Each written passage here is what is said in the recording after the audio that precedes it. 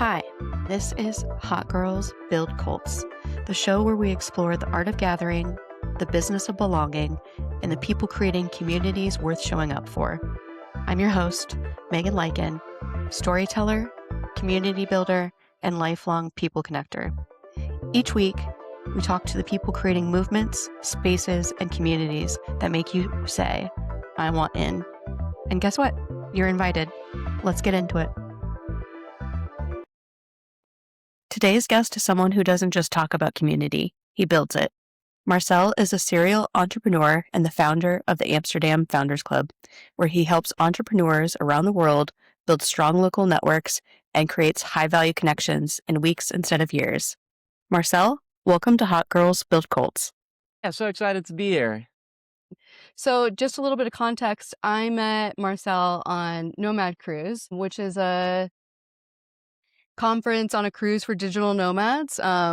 There's a very big community. It has a little bit of a cult-like following, I would say. But during Nomad Cruise, Marcel gave a talk on the storytelling night, kind of documenting his journey on building the Amsterdam Founders Club. And he went into, I think it was, what was it, your first big retreat was the focus of the talk? Yes. And I walked away feeling like super inspired. And I guess my two biggest takeaways were just trusting the process and like how much just kind of getting started before you're ready and just how much community is important. I think where I'd like to start with you today is kind of how did Amsterdam Founders Club come to be? Well, initially, I wanted to build a network of entrepreneurs. I wanted to connect with entrepreneurs. And this was when I was in Bali. So I didn't actually start the Amsterdam Founders Club in Amsterdam.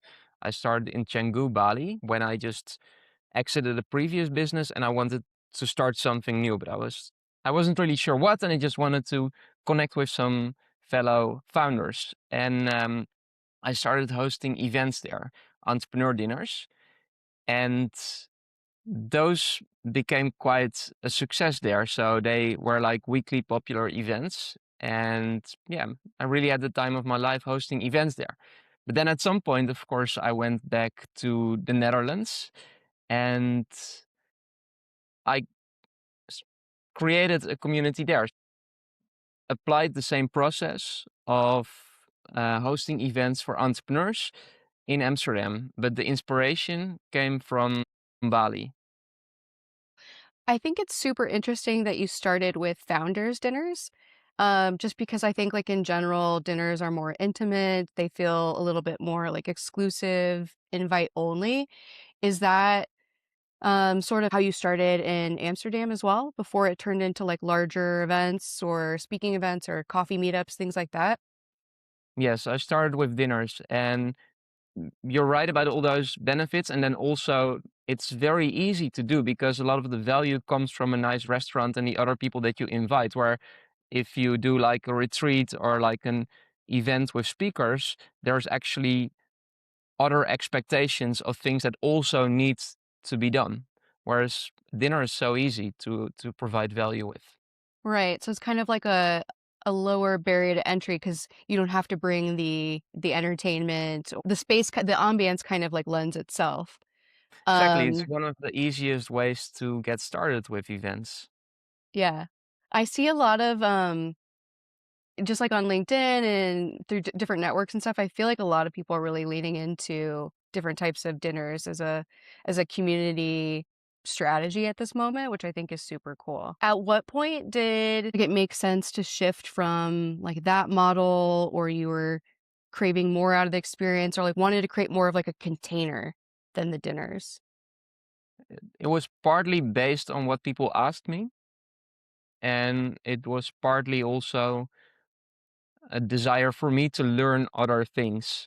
So at some point you've done like so many dinners and there's no personal growth in that as much anymore. So it's like, okay, let's try something else. Let's try bigger events and learn the skills of selling tickets to different events and making a really highly rated event experience.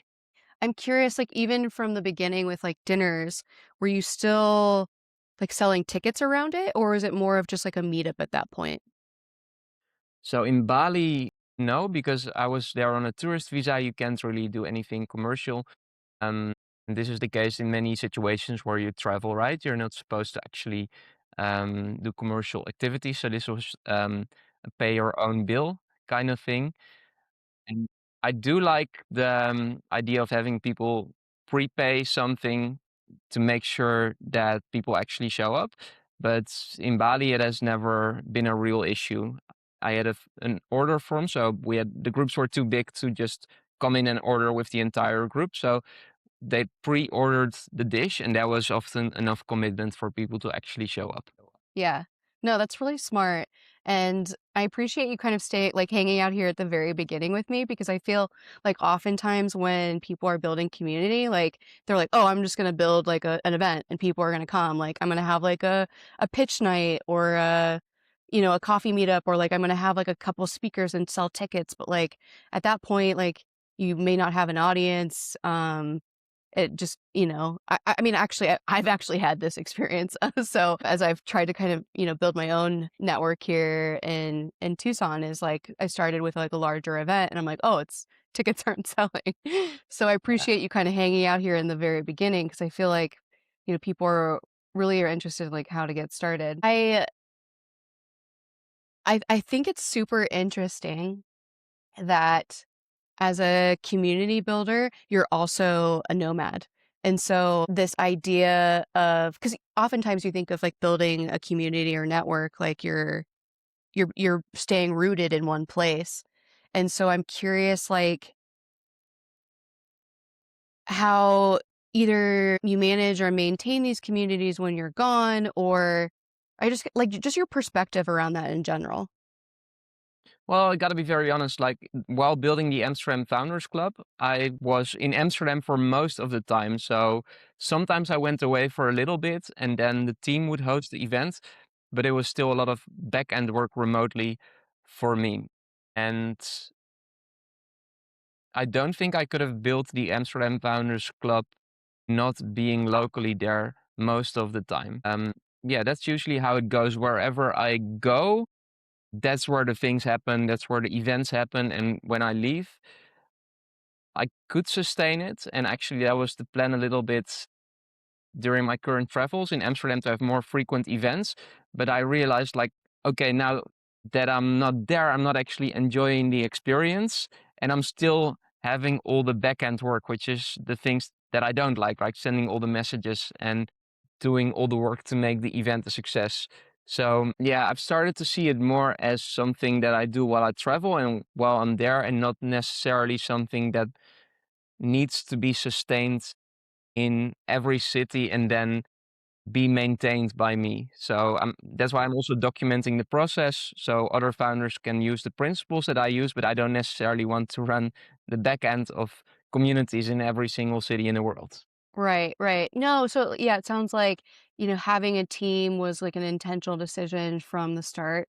But also, I mean, I Well, guess the actually, no, no, no, not at all. Okay. No, no, no, no. It was just like that happens when you run event. People start offering to volunteer and to help out. So I never intended to have a team, but like we now had like professional photographers, videographers, social media coverage, people to support with all kinds of things, and those were all just people who said, "I love this initiative. Is there anything I can do to support?" I love that. I think the reason why I brought that up in the first place is as someone who travels a lot and, likes to have a semi, nomadic lifestyle. I was curious how you build community and stay on the move as well. But um I think what stands out to me as a founder is like you very much describe yourself as an introverted founder, and I'm curious like how that shapes your systems. Right. So that really encouraged me to be very efficient in the way I build my network. So instead of going to all these random networking events and hoping for the best, I'm really more efficient in becoming a connector, really getting to know the ecosystem really quickly, and then becoming a connector, taking the initiative to get exactly the connections that are the most valuable rather than spending a lot of time networking. I'm sure that, like, was more than just, like, exhausting your own social battery. It just also makes sense for, like, how you prioritize your time and getting the most out of, like, an interaction as well. Yeah, absolutely. So as like an introverted founder, there's an extra layer to it where you want to protect your social energy and be very selective in your social interactions. But even if you're very extroverted, you want the best quality interactions with the limited time that we have, right? Exactly. Yeah. I'm curious when you move to a new city, what is the first thing that you typically do socially? Well, if I go to a new city and I'm really starting from zero, the first thing I do is map the ecosystem. So initially that took a lot of time, but now with AI, it's actually really quickly to discover which events, communities, organizers are relevant in a certain city. And then I make sure I sign up to the first most relevant events to me. I send a message to the organizer to connect already. And then I start immersing myself in the ecosystem, but I already have the goal of organizing something myself. And that is because usually I have like more specific goal than just connect with founders.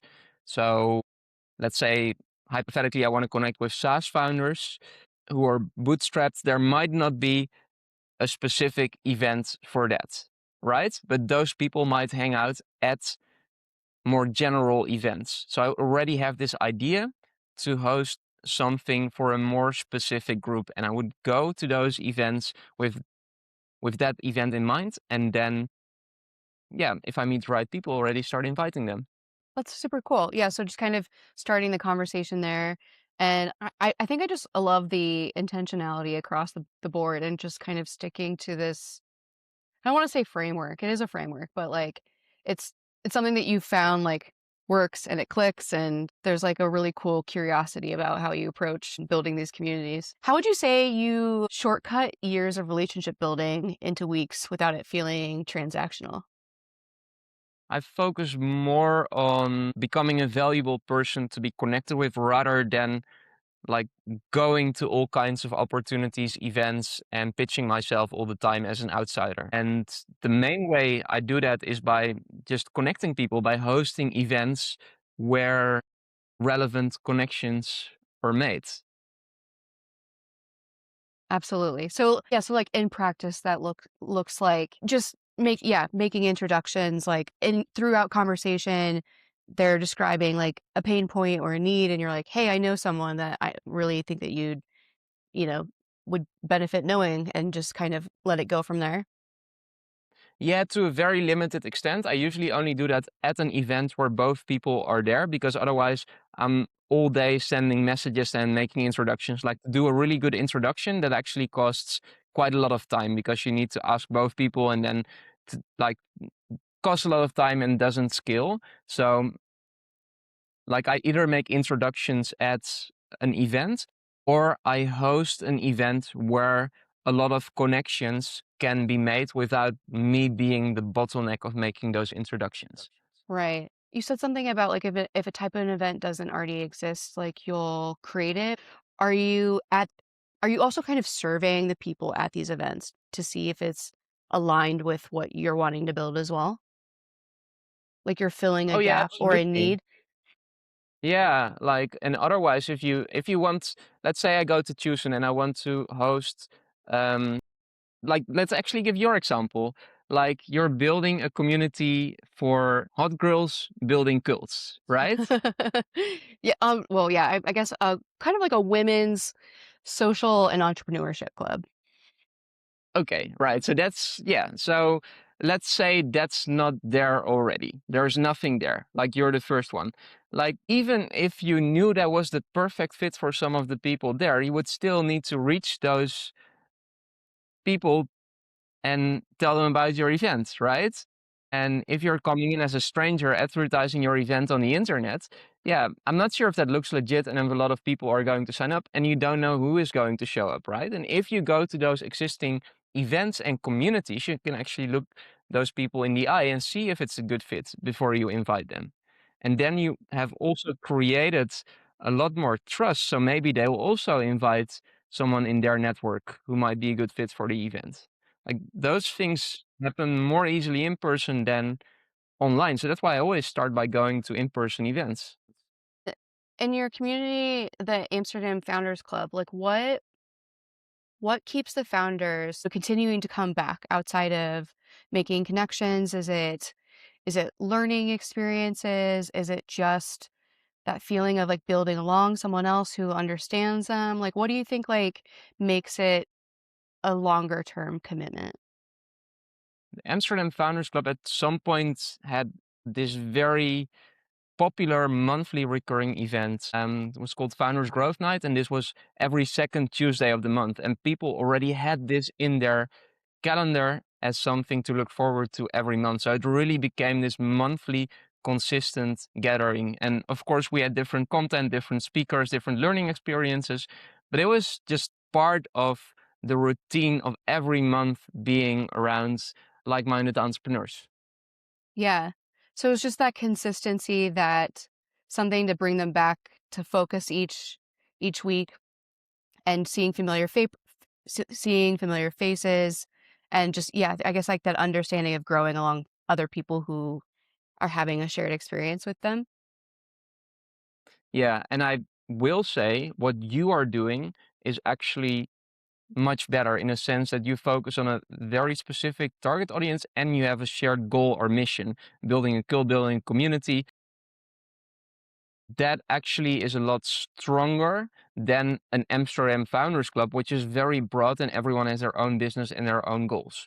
So next time, if I would start something new, there would be a more articulate shared mission. Yeah, yeah. So yeah, maybe entrepreneurship around like a certain space or niche within entrepreneurship, something like that.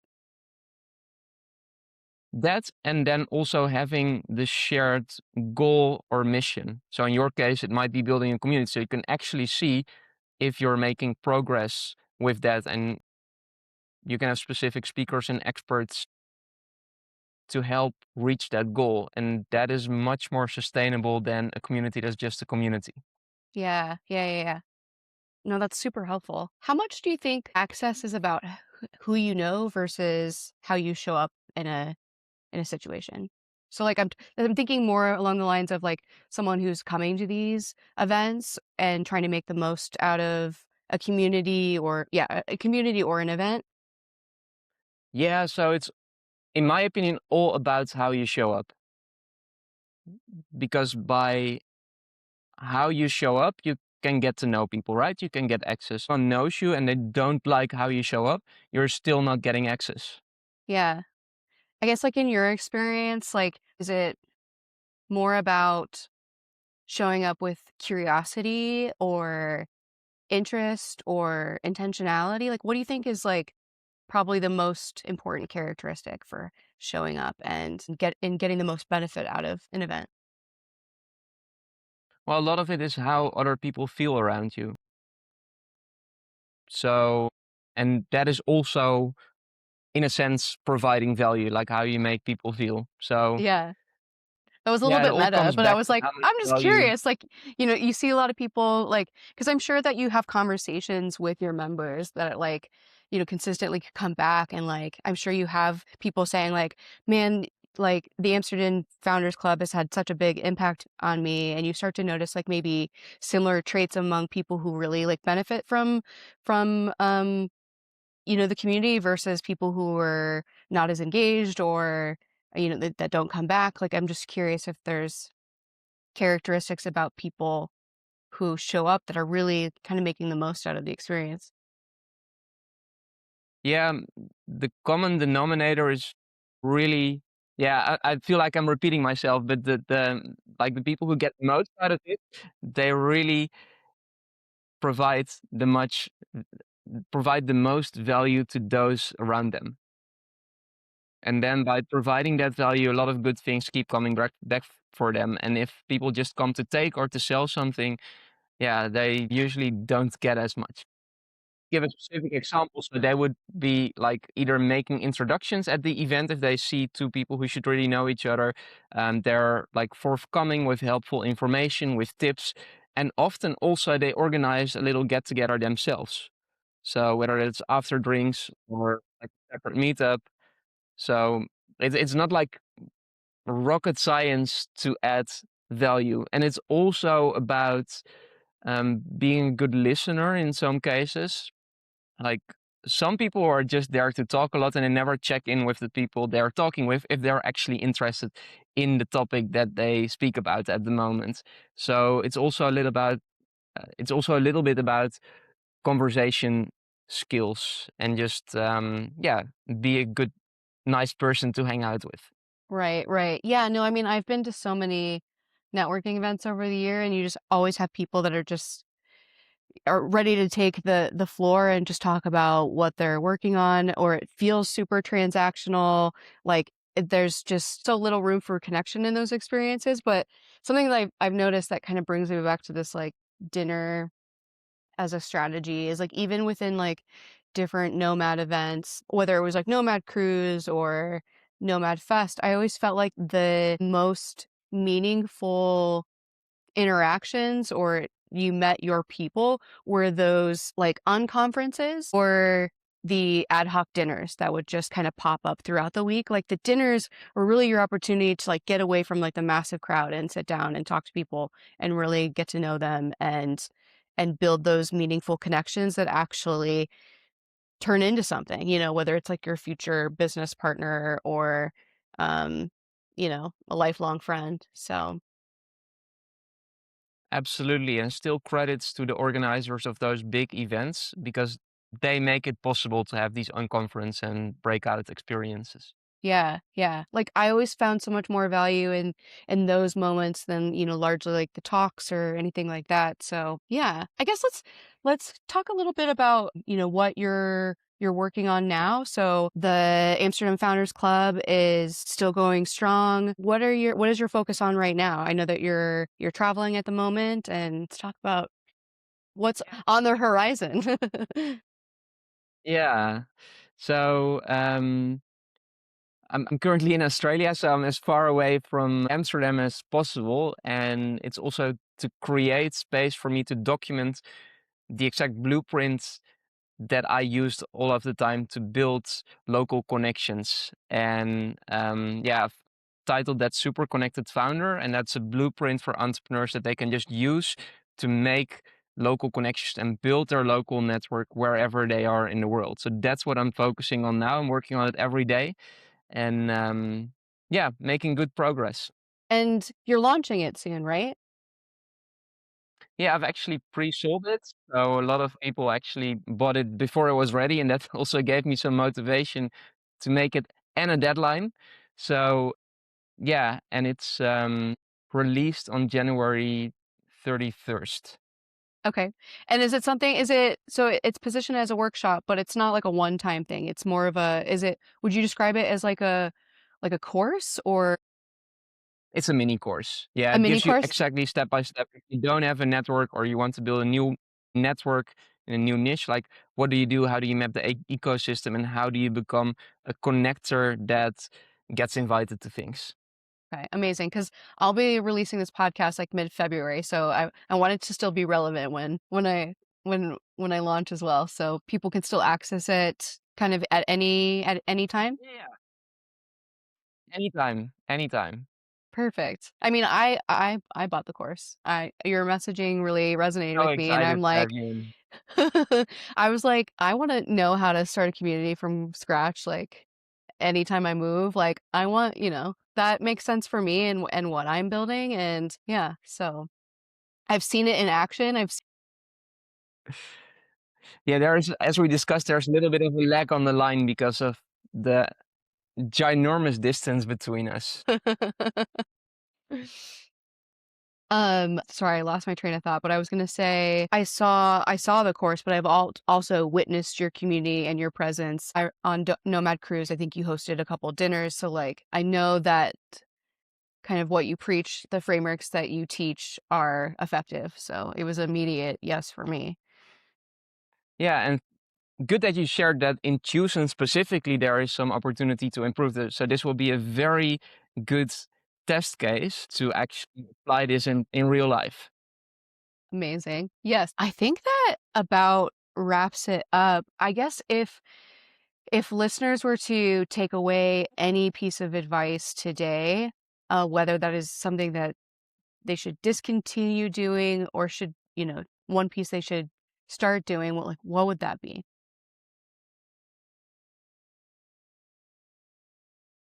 Well, I would stop saying yes to everything.